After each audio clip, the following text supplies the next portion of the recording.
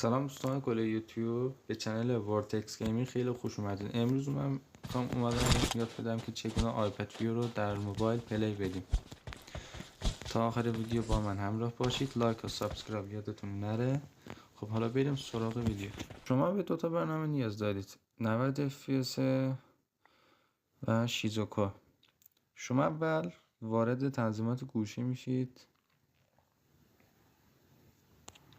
خب درباره تلفن، اطلاعات نرم افزار، شماره ساخت 7 بار روش کلیک میکنید.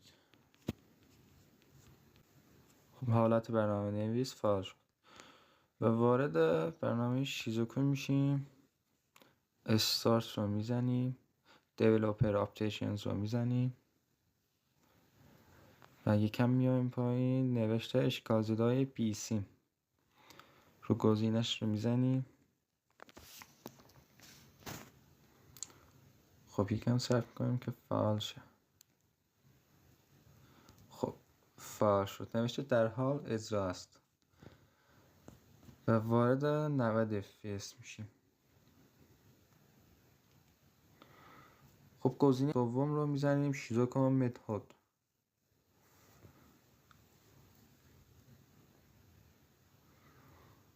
خب اینجا نوشته آنلاک آیپد ویو، اینا که میکشید فعال میشه.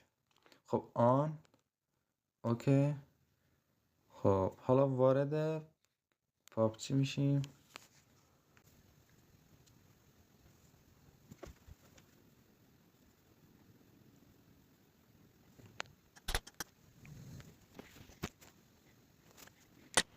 خب روی 90 fps کلیک میکنید.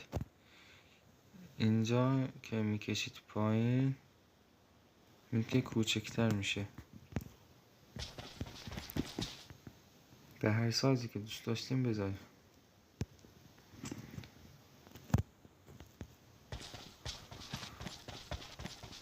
امیدوارم از ویدیو لذت برده باشین. خدا نگهدارتون.